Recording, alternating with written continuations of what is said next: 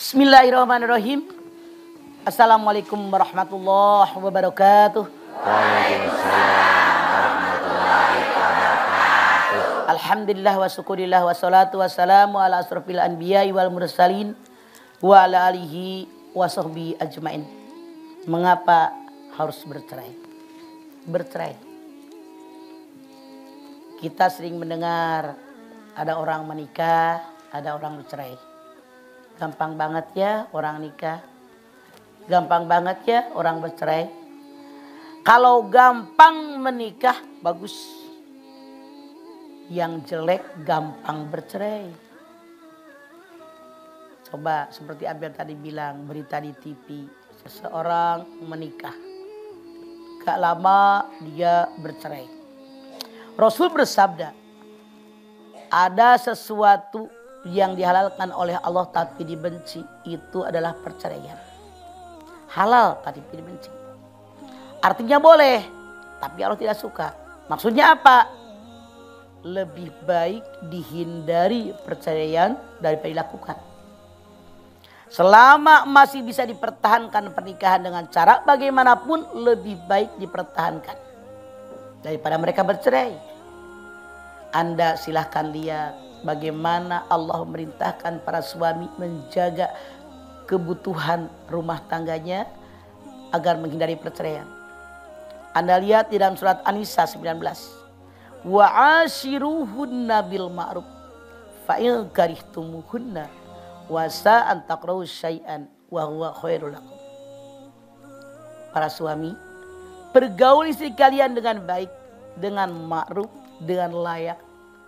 Boleh jadi istri kalian melakukan perbuatan yang kalian tidak suka. Jangan ceraikan mereka.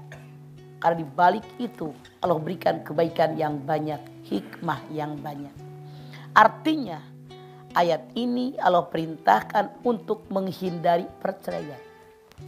Ketika Anda melihat dari diri istri Anda ada kekurangan, Allah menyatakan di balik itu ada hikmah dan kebaikan. Jangan hanya melihat kekurangannya, kejelekannya, tapi lihat kebaikannya. Pasti lebih banyak baiknya daripada jeleknya. Lebih banyak indahnya daripada buruknya. Allah mengatakan, fa in karihtumuhunna wa asa'an takrahu syai'an wa huwa khairul lakum. Kalau suatu saat kamu melihat kejelekan dari istri Anda, jangan ceraikan mereka. Karena di balik itu hikmah yang sangat banyak. Jadi artinya perceraian harus dihindari. Di sini. Yang namanya perceraian hukumnya ada 4. Yang pertama, bercerai itu wajib. Mana perceraian yang wajib? Kalau suami ribut, istri ribut melulu. Maju ke hakim. 2 orang hakim mengatakan, walaupun pernikahan mereka dilanjutkan nggak ada gunanya, ini mah udah saling menghina, saling mengejek.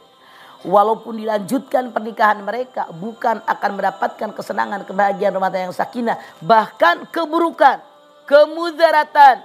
Maka hukum perceraian di sini adalah wajib. Kemudian sunnah. Mana hukum perceraian yang sunnah?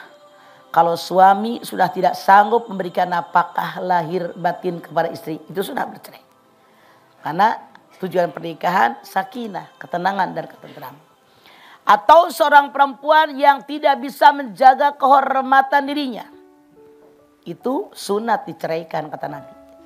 Suatu saat seorang laki-laki bertanya, ya Rasulullah saya punya istri. Tapi tidak pernah menolak dipegang-pegang oleh lelaki lain. Harus bagaimana saya ceraikan dia kata Nabi. Artinya perempuan tadi tidak punya kehormatan diri. Dia tidak menjaga kehormatannya dan dia bukan orang yang beriman. Anda silahkan lihat dalam surat Al-Mu'minun ayat 5. Ayat 4 dan ayat 5. Walladzina hum li furujihim hafizun illa ala azwajihim aw ma malakat aymanuhum fa innahum ghairum malumin. Orang yang beriman yang berbahagia tandanya diantaranya orang yang menjaga kehormatan dirinya. Kecuali dengan pasangan masing-masing. Jadi hukum bercerai buat mereka itu adalah sunat. Kemudian yang ketiga itu hukum bercerai itu adalah makruh. hukum asal daripada perceraian. Kemudian yang keempat, bercerai itu haram.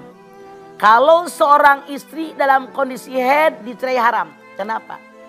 Makanya suami ingin menceraikan istrinya jangan-jangan karena dia kangen nggak kebagian jatah. Karena memang hukumnya haram. Kemudian yang kedua, ketika seorang perempuan sudah suci tapi dicampuri oleh suaminya. Di situ pun hukumnya adalah haram.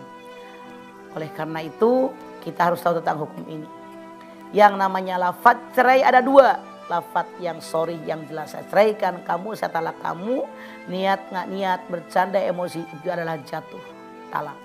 Yang kedua kalimat kiasan harus perlu niat. Misalnya pulang kamu, keluar kamu, pergi kamu, sono ke rumah emak kamu. Kalau suami niat menceraikannya jatuh cerai, kalau tidak niat tidak jatuh cerai. Adapun bilangan cerai itu ada talak 1 namanya talak roj'i. Talak 2, talak roj'i masih bisa dirujuk. Kalau sudah talak 3 itu namanya talak bain kubro. Tidak boleh suami kembali kepada istrinya kecuali istrinya menikah dengan laki-laki lain bukan rekayasa tapi kemauan sendiri. Yang namanya tolak bain ada 2. Tolak bain sugro, tolak bain kubro. Kalau 3 kali cerai itu tolak bain kubro. Kalau istri yang hulu, istri yang gugat cerai kepada suami itu tolak bain sugro.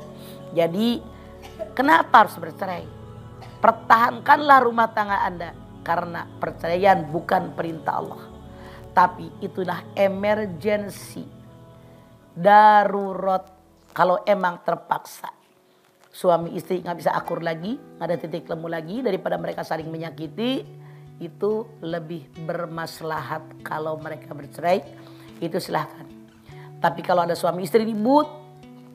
Anda lihat An-Nisa 35.